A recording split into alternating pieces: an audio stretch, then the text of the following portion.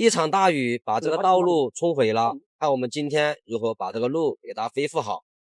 挖机在手，天下我有，兄弟们，我是小二。今天我们把挖机开到山里面来修一段路。东家在山上承包了一片山，然后养了一些牛羊。一场大雨把这个路冲毁了，今天喊我们来把这个路给它修一下。这个角落也是因为下雨的时候上面塌荒，把这个路堵住了，车子根本无法通过。我们就把这些塌下来的渣子全部给它挖到边上去，把这个路给它疏通。在清理这个路面的同时，我们顺便把边上的这个沟也给它疏通。这一路上来，路边上都有一些小的塌方，这个塌方下来就把这个沟堵住了。我们就随便挖一下，把这个沟给它疏通了就行了。前面这个航管位置是我们今天主要来修的位置，这里都已经被洪水冲垮了。也都是垮的，现在就是中间两个可能有石头是撑起的，但是下面也是空的。比如说那面那个航管不是跟那个中间那个航管不是平的的话，就必须全部挖了那已经落下去了，你看到塌下去。这涵洞总共有6根航管，边上的这2根航管已经塌下去了，里面的这4根航管底部基本上也被水洗空了。刚开始我还以为就外边的这2个航管直接给它补起来就行了，但是东家说我们挖机既然来了，就干脆全部给它挖掉。因为前方的这2个航管底部悬空了，可能管不了多久也会塌，直接让我们全部给它挖掉。挖掉之后重新来安装航管。在下去之前，我们要先把表面上的这些渣子给它挖到表面上，到时候我们把航管安好了之后，再上来把这个渣子回填上去。这个航管安装的有点深，我们挖机在上面基本上不好安装。就算上面能安装，但是底部老板的要求让我们在航管的下方给它搞一些大石头，防止后面又被洪水洗空，所以我们要想办法把挖机开到河沟里面来。挖机开下来了之后，这个下方有一些大石头，这些大石头后期有用，我们先把这些大石头挖到一边去，然后把挖机开到前方来，先把这个航管给它掏出来。这个航管虽然塌了，但是没有坏，我们在掏的时候尽量小心一点，不要把这个航管掏坏了。一旦掏坏了，又要跑很远的地方才能把航管拉回来。前方的这2个航管虽然没有塌，但是航管已经被渣子堵死了，所以这些航管我们必须全部给它掏出来。所有的航管掏出来之后，我们把这个底部的这些渣子全部给它清出去。清完了之后，再挖一些石头给它垫到这个底部，这样后期就不怕洪水再冲洗了。石头铺好了之后，这样不好安装航管，我们就挖一些渣子铺到这个表面，把这些缝隙给它填平，然后再用斗给它拍实，这样我们就好安装航管了。这个底部目前我们只铺了1根航管左右的距离，如果一次性铺好的话，我们挖机不好操作。我们就先安2个航管，航管安好了之后再往后面铺。前面的这2个航管安装好了之后，航管的这个边上我们挖一些石头过来，把这个边上给它放一些石头在这里，这样也是防止后期洪水冲洗。航管的右方本来就是石头，右方就不管了。后面的这2个航管就比较好安了，我们直接把航管吊上来，对住这个口子就行了。安装好了之后，表面上我们可以先挖一些渣子，把这个地方给它垫一下，防止后面我们在调整这个航管的时候这个航管跑位了。最后的这2个航管就是关键了，我们也跟之前一样，先把边上的这些渣子给它挖了，挖了之后再放一些大石头进去。这些大石头还是前期我们专门留在这里的，之前就是因为这个出水口之前没有石头，被洪水洗空了。现在我们边上全部给它铺了这么大的石头，我就不信又会被洪水洗空。这个底子铺好了之后，我们就可以把最后的这2个航管给它吊过来了。老铁们，你们看，这2根航管的出水口刚好在这个石头上面，后面就不怕被洪水冲洗了。所有的航管安装好了之后，我们就可以挖一些渣子，把这些缝隙给它填起来。这个河沟里面还有一些石头，这些石头我们就给它挖过来，给它铺到这个边上，把这个底部尽量给它铺宽一点，不然到了上面这个路面就越来越窄了。这个小石头要是再多一点就好了，可以把这个边上多码一点石头，河沟里面的活干完了，我们就把挖机开上来，把之前挖到边上的这些渣子给它回填回去。边上的这几个石头，我们先给它放到一边。这几个石头到时候我们给它放到涵管的这个进水口的位置。边上的这个渣子我们全部回填好了之后，很明显这个地方还差一些渣子。我们先用履带给它压一压，压了之后，在这个边上再给它挖一些渣子过来。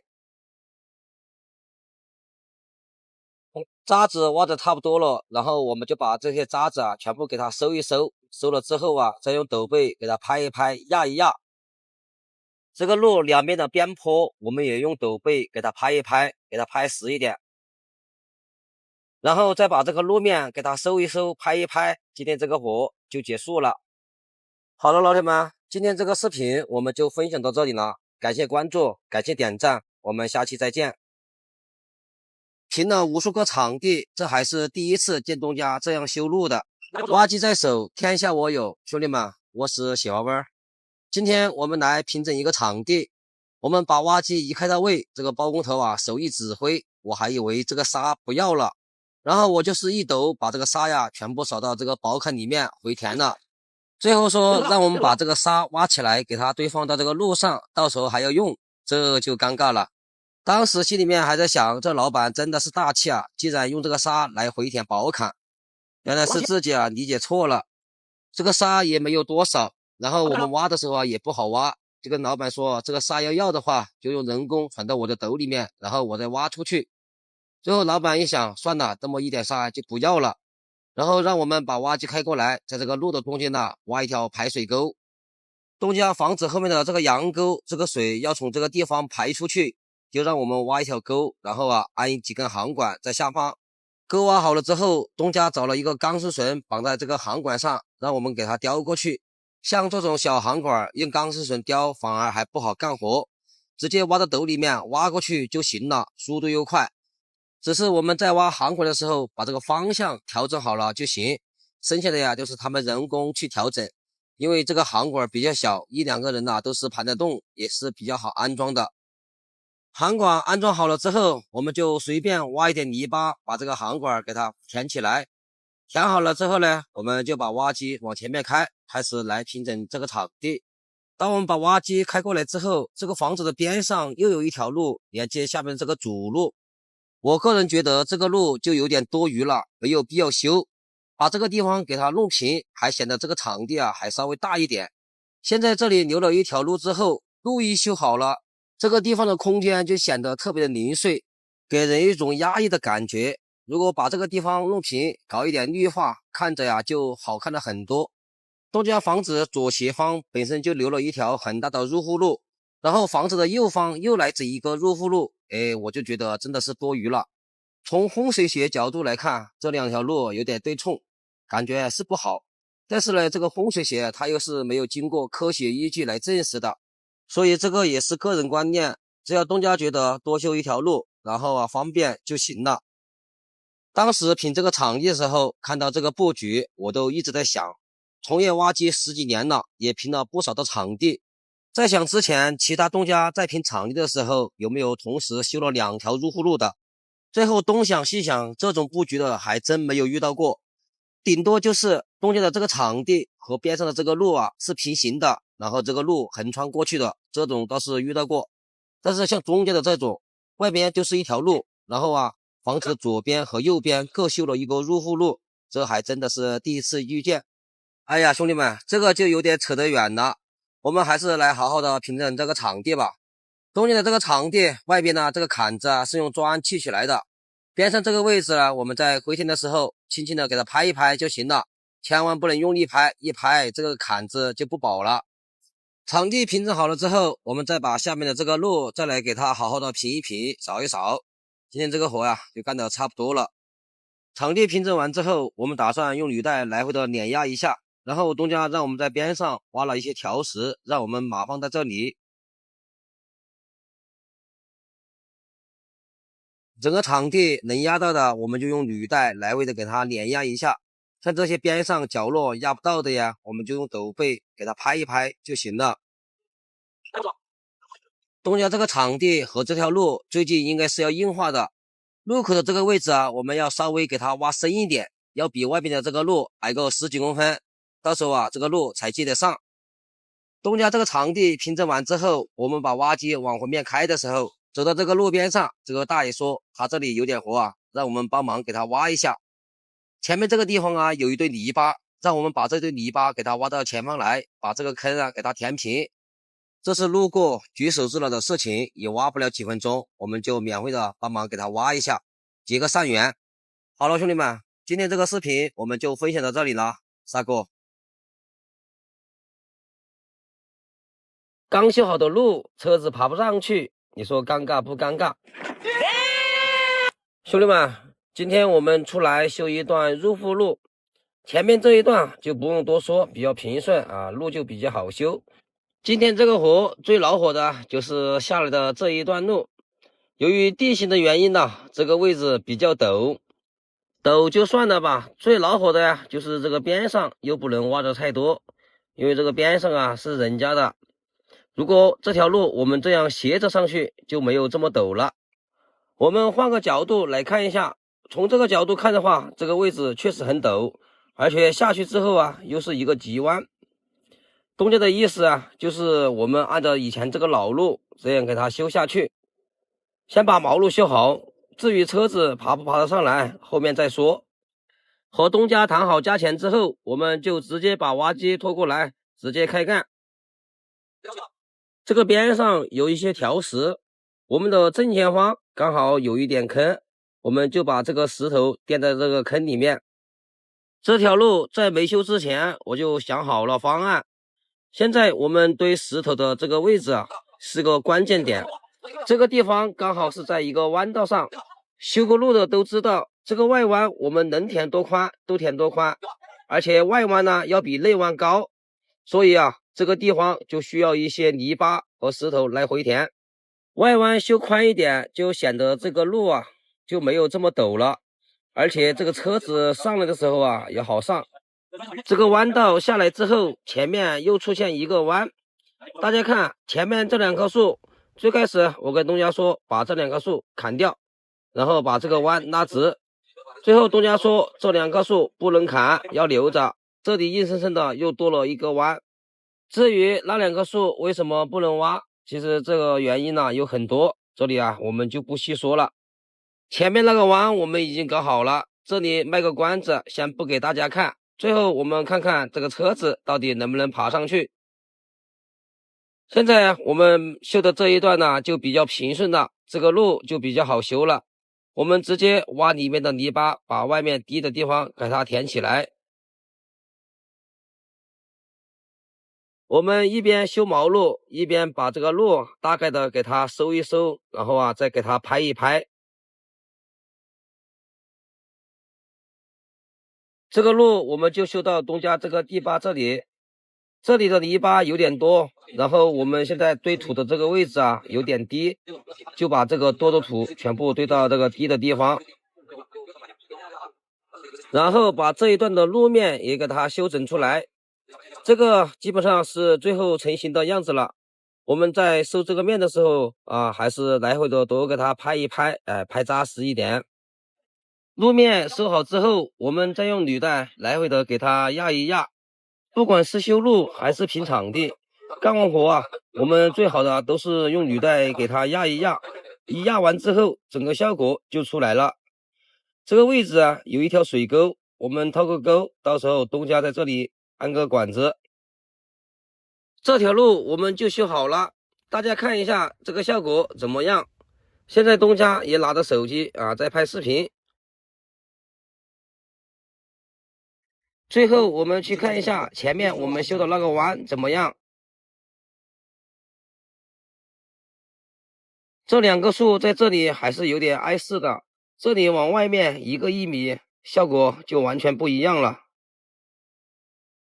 最后我们把车子开下来，看看这个弯道能不能爬上去。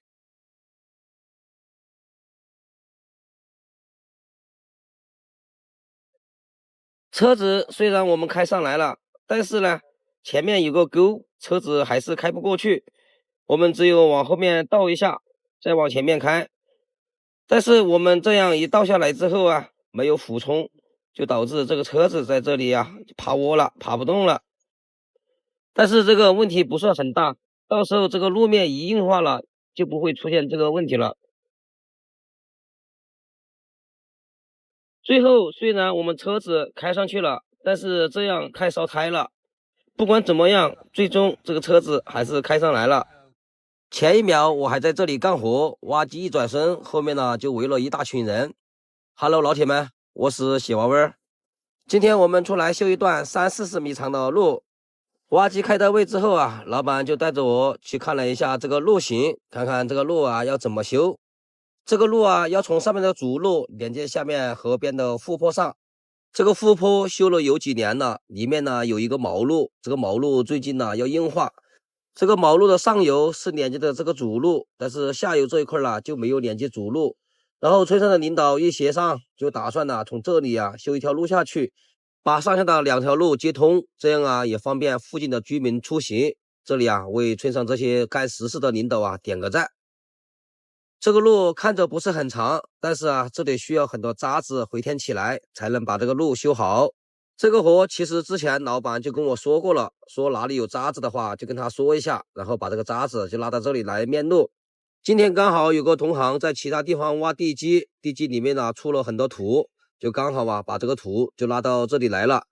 这个渣子是老板自己联系到的，然后上午啊就跟我打电话，让我中午吃了饭呢就把挖机拖过来，说过来呀把这个路修了，不然呢过了这个村就没这个店了。这个说来也怪，平时在其他地方干活的时候，渣子多了没地方倒，老板呢还到处找道场倒土，但是需要的时候啊又到处找又找不到。这个活从老板跟我说到现在差不多过了有10多天了，中途一直在留意看看哪里有多余的土。今天总算是遇到同行在其他地方挖地基，然后啊就把这个土拉过来了。路边的这个橘子树，地老板让我往前面给它移栽一下，到时候修路的时候啊可能会挤到，然后就在前面挖了一个坑，把树给它移栽过去了。前面这几头渣子啊，车子不敢倒下来，我们就把这个多的渣子啊使劲往后面转，先把前面这一段呢大概给它修成型，这样后面呢车子就可以往后面多倒一点。前面这一段修好了之后，我打算用履带来回的给它压一压，把这个路压实一点，这样车子来了不容易陷车。当我挖机转过来之后啊，发现呢前面坐了一个大爷在那里，然后我就把挖机停了，下去看看到底是什么情况。这大爷差不多有80-90岁，拄着一个拐杖，全身都在发抖，这么大的岁数啊，坐在地上怕着凉。我就尝试去把他扶起来，但是啊他不让我扶，最后还是周围围观的群众一起把他扶过去的。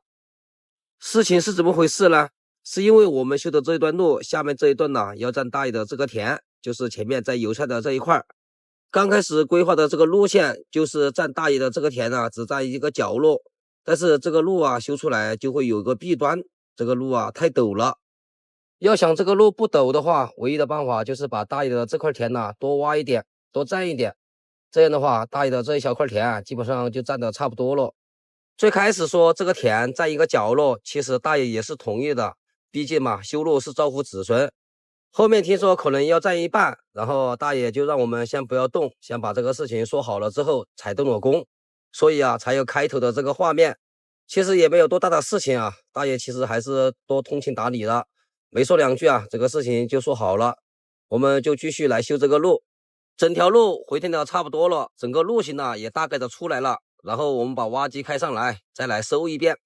在修这个路的时候，我们不要想着一步到位就修成功，这样是不科学的。修这个路啊，最起码要2次以上。第一遍呢，基本上啊就是把这个线型整出来，第2遍呢才是细修。之前我们移栽到边上的这个橘子树啊，路修好了之后啊，又刚好在路边了，后面长大了可能会影响这个路。然后老板就干脆让我在前面呢重新给他挖个坑，把这个树啊再重新移栽过去。整条路大概收平了之后，我们再看一下整个路顺不顺，看看路面有没有高低不平的地方。现在他们人站的这个位置啊，就慢慢的有点高了，这个位置啊，我们就可以给它收一点下去，这样啊，整条路基本上就接平顺了。现在我们再看一下后面那个位置啊，确实是低了一点，然后我们再把挖机开上来，再细细的给收一遍。这一次我们就稍微收细一点，边收的时候啊，该拍的也要拍一拍，该扫的扫一扫。这也是最后一次收这个路面了。这一次收好了之后，整条路看着就平顺了很多，看着呀也好看了很多。这个边上有个水沟，然后老板就去拉了几根航管过来，我们把这个沟给它挖好，挖好了啊，也把个航管也给它安装好。航管安装好了之后，我们再用泥巴给它回填好就行了。然后我们再把修的这条路里外的这个边坡，再用斗背来回的给它拍一拍，拍紧一点。最后我们再用履带把这个路面来回的给它碾压一遍，碾压完了之后，整个效果就呈现出来了。好了，老铁们，今天这个视频我们就分享到这里，感谢关注，感谢点赞，我们下期再见。俗话说得好，要想富先修路。Hello， 老铁们，我是小娃娃，今天我们出来修一段路。老铁们，你们看边上的这一堆黑乎乎的是什么东西？这可是个好东西啊！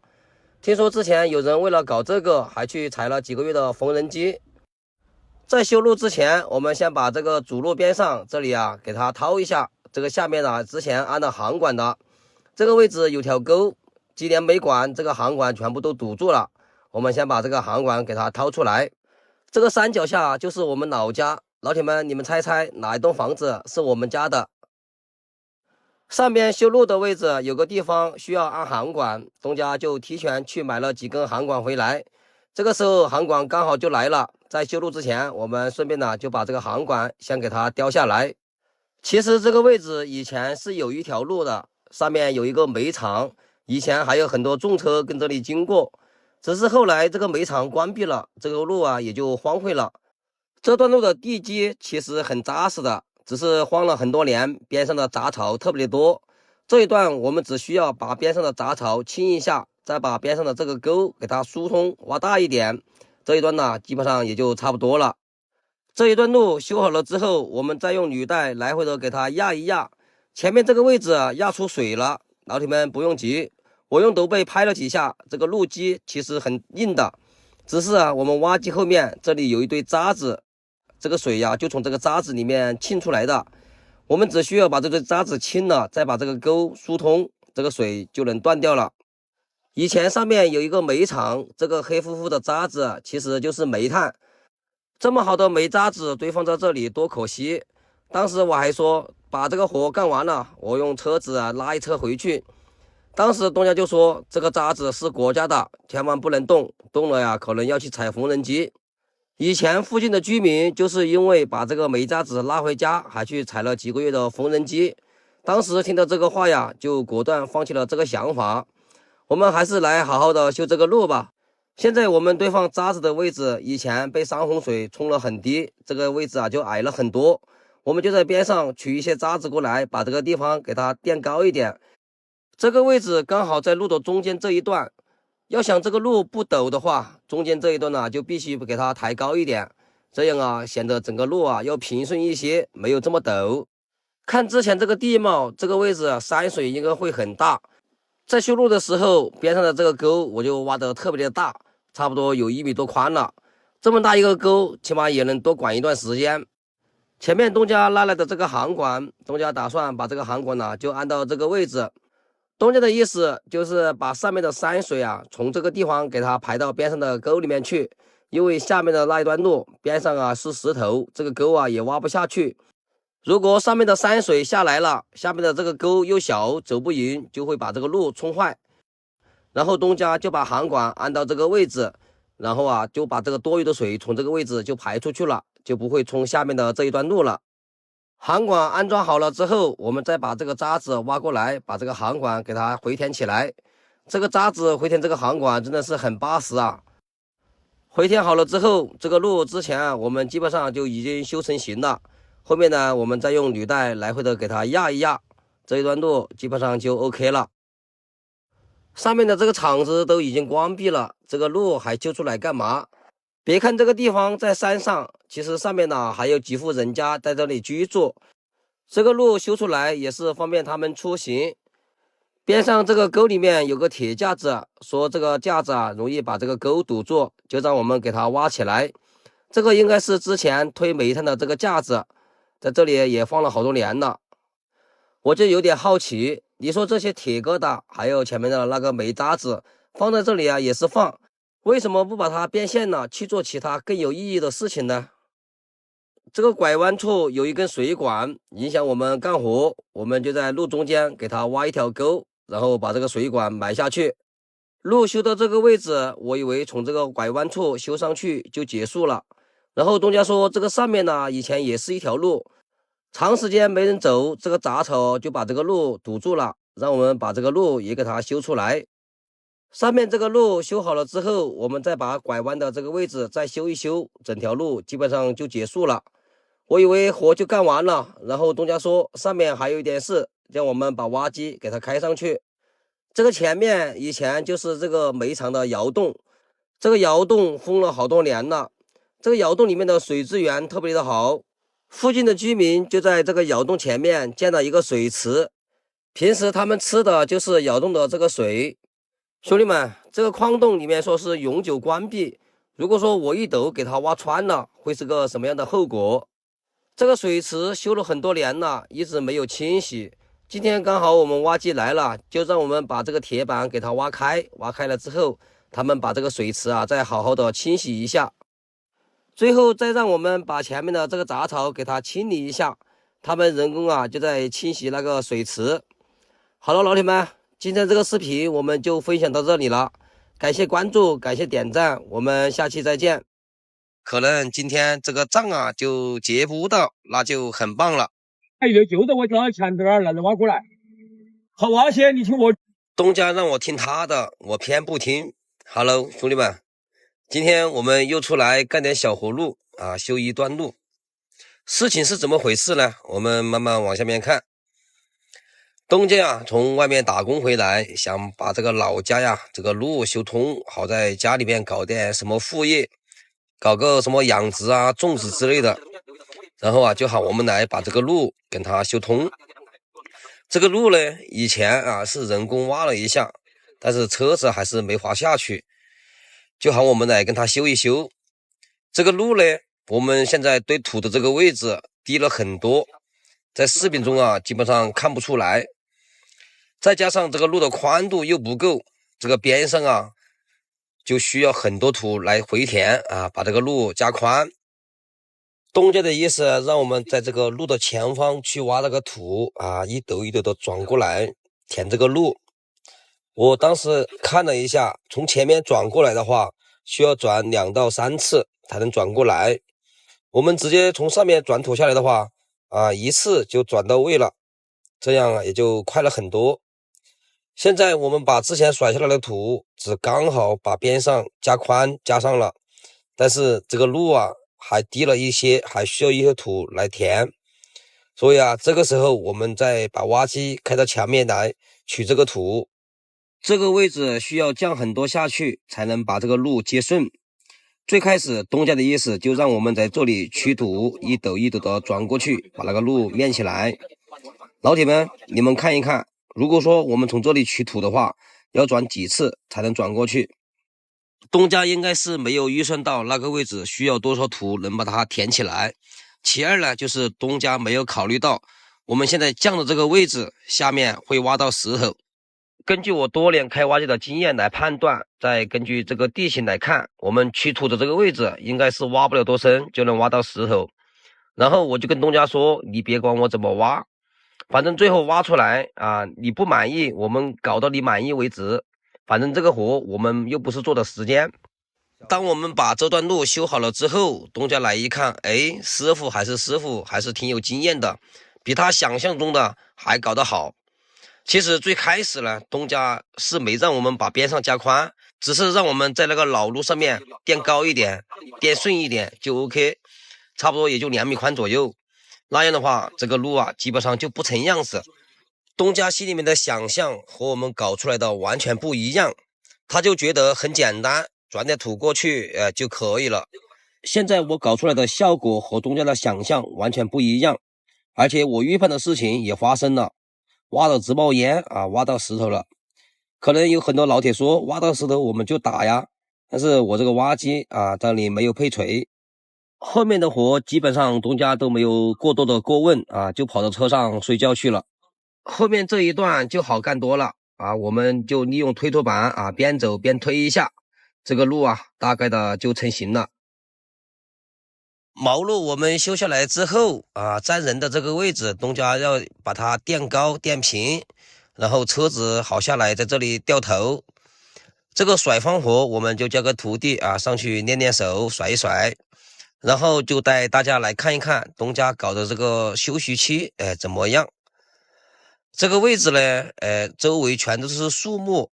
太阳出来呀，基本上都照不到，在下面乘乘凉还是挺舒服的。这个台子呢是东家没事干，然后一片一片的用蓝竹片片啊钉起来的，这样不但把屋前面的面积搞大了，而且还可以在上面乘乘凉。到了中午吃饭的时候啊，大家看一下桌子上的这个碗，每到吃饭的时候我就觉得特别尴尬。挖机干个活啊，吃个饭呢就是4、5个人带着徒弟啊，没办法，感觉有点尴尬啊，干点活这么多人吃饭。好在我们这里的人都比较好客，还生怕你吃不习惯吃不饱。吃完饭我们就继续干这个活，前面该填的土徒弟都已经填完了，剩下的就交给我来收这个面。面已经收了，现在啊就是来回的跟它压一压，能压到的我们就压，压不到的我们就用斗背给它拍一拍。这段路我们就算是修完了，然后东家目前啊不会硬化这条路，就等着看看国家有没有什么好的政策。既然目前不硬化，然后就跟东家建议了一下，自己人工在边上掏个排水沟，不然一涨水就废了。我们刚把挖机开上来，然后东家就迫不及待的就把车子开下去试了试。看这个症状，如果说车子下去了上不来，可能今天这个账啊就结不到，那就很棒了。要想富先修路。Hello 老铁们，我是谢娃娃。今天我们拖着挖机出来修一段路，这条土路是几年前村里面集体出资修的一条毛路，这个里面还有很多田地，老百姓在种庄稼的时候啊就很不方便，然后就集体出资修了这个毛路。这个毛路修好了之后，尤其是种这个水田收稻谷的时候啊，这个收割机机械这些啊就可以开进来了，再也不用人工去扛去背了。由于现在留在家里面种地的都是一些老年人，你说种地倒是可以，但是让他们去扛去背的话，现在就是有点吃力了，所以就合着把这个路修通。这个路修通了几年，但是一直没有硬化。然后呢，这个雨水一来啊，这个泥巴路啊就很容易搞稀了，车子也去不了。现在是农闲季节，然后啊就把我们挖机喊过来，把这个路重新给它修一修。来了之后，我大概了解了一下，这一段路比较低，沟也比较小，稍微下点雨，这个雨水啊就流不走，就全部泡到这个路上了，就导致这个路越来越稀。情况了解好了之后，我们就开始干这个活。在干这个活之前啊，我们先把这个边坡上面的这些泥巴凸出来的给它挖掉，然后啊再用斗背给它拍紧。最主要的原因就是这个边坡啊，稍微一下雨，这个泥巴一下去就把这个沟堵住了，一年堵一点，这个沟啊就导致越来越小。这个边坡搞好了之后，我们就把挖机往前面开，前面这个地方啊有石头，来的时候啊我们都是把破碎锤带好的，如果说挖不动，我们就用破碎锤打，把这个石头打下来之后，把之前的那段路啊全部提高个几十公分。好在这个石头比较好挖，我们没有动破碎锤就挖下来了很多石头，这样啊我们也懒得换破碎锤了。我们把挖下来的这个石头全部给它面到这个路上一层啊，大概也就是20公分左右。我们在挖这个石头的时候，挖到了一个塑料壳，我们把那个塑料壳上面的泥巴给它投一投，投好了之后啊，把这个塑料壳给它哈到边上去。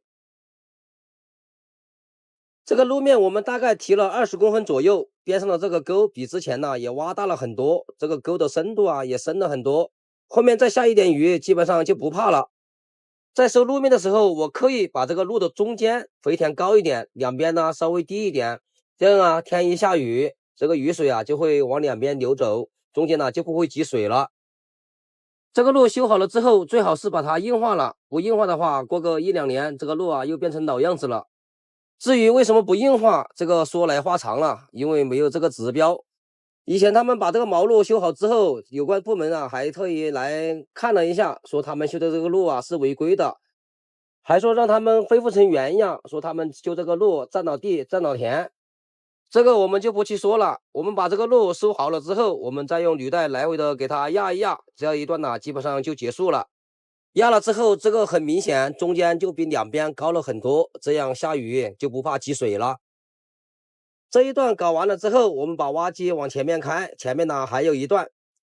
这个位置塌方了，然后把这个沟全部堵住了，然后我们就把塌方的这个泥巴往后面转，因为后面有个地方比较矮，我们要把这个泥巴转过去，把后面填起来。我们就边修这个路面，边把这个泥巴往后面转。后面这一段路面又矮了很多，容易积水，就让我们在边上挖泥巴、挖石头，把这个路面呢再提高个几十公分。这一段边上的石头挖不动，基本上挖下来了全部都是泥巴，但是问题不大。我们把这个路面收好了之后，把边上那个沟也给它掏大一点，掏深一点，只要雨水不去浸泡，基本上都没有什么问题的。这个路面我们修好了之后啊，再用履带来回的给它压一压，这一段的水排不出去，就让我们在这里给它掏一条沟，然后啊，它到时候去买几个航管安到这里。最后我们再把这个接头的这个位置再给它修一修，哈一哈，平一平，压一压。今天这个活啊就算结束了。好了，老铁们，今天这个视频就分享到这里，点个关注，点个赞，我们下期再见。要想富，先修路。Hello，老铁们，今天我们出来修一条只有20米左右的一条路，顺道啊再平一个倒车坝。现在我们上来的这一条土路是我们去年中旬的时候修的，东家想在这个里面呢搞个养殖场养兔子。现在这个兔场啊已经建设好了啊，兔子已经养上了，听东家说呀，大概养了2、3千只。本来打算进去参观一下，这个搞养殖啊，就是怕外来人，又怕一些病毒啊带进去了，我们就不进去看了，就开始今天这个活。现在我们挖的这个位置，东家的意思啊，就是把这些多余的土把它挖走，在这个地方啊平一个场地出来。到时候稍微大一点的车子来了呀，可以在这里掉头，或者是停下车什么的。表面上的这些土啊，是我们几个徒弟来挖的。这个面还有这些细节上面啊，他们搞不好，我就上去搞一下，擦下屁股。这个活我们是包的，前期这个甩方活呀，让徒弟上去搞一下啊，搞慢一点，或者是搞不好，我们最后来收一下，东家也不会说什么。上面那一段我们搞完了，就把挖机开下来呀，从这个位置修一条路，修到对面去。今天我们主要的任务啊，就是来修这个路的。但是修这个路啊，这个位置呢差很多土，需要土填起来。东家还是有想法、有规划的。修这个路插的泥巴呀，东家就顺便呢，就让我们在上面给它平个坝子，上面多的泥巴就全部堆到这里。上面的坝子也平好了，这个路也修出来了，一举两得。这个位置东家的要求让我们给它整个小平台出来。在整这个平台之前呢，我们还是先把边上这个坡给它拍出来。大家可能有点好奇，在这里搞个平台有什么用？老铁们看一下上面这个位置，这个位置啊现在堆放的是兔粪，堆放兔粪的这个位置离兔舍太近了，怕时间一长滋生一些细菌，所以东家就让我们在这里给它平个小平台，把之前堆放兔粪的位置啊斩下来。前面的平台搞好了，我们就可以修这个路。这个路修了一半，我们就先不急着修，就把挖机开到这个里面来。老铁们可以看一下，前面那个位置啊，有一根航管啊，一个小水沟。我们之前堆的这个泥巴把这个沟挡住了，现在东家让我们在这里啊，给它掏条沟出来，然后在这里再接一个管子出去。刚开始东家的想法呀，就是我们接的这个管子要和上面那个管子把它接直。这样接直的话，我们斗斗前面堆的这个泥巴就需要全部把它挖掉。我们之前堆在这里的泥巴，目的啊就是把上面的路加宽。它这样一挖的话，就会把堆的这个泥巴全部挖掉，上面的路也就变窄了。之前堆的这个泥巴也白堆了。在这里给东家商量了一下，下面这个沟和上面这个沟啊，还是有一点落差的。上下两条沟的中间这一段，我们就搞个明沟。现在我挖的这个位置啊，稍微给它挖深一点，在这里搞个沙井起来就可以了。之前我们修路修到这个位置就没有再修了，因为之前东家就跟我们说了，这里啊要安个航管，所以我们修路就修到这里，把这个航管安好了，再接着往后面修路。这个沟我们挖好了，东家把这个管子也拿来了，我们就直接把这个管子接上，就直接回填。这个波纹管里面没有钢丝，比较脆，我们在回填的时候还是稍微轻一点，慢一点，不要把那个管子搞坏了。航管我们买好了，再把最后这一段路给它修出来，拍一拍。最后我们再把这个主路表面上的这个泥巴用履带来回的给它压一压。最后再给东家打个免费的广告，达州附近这些饭馆酒店需要兔子的请联系我。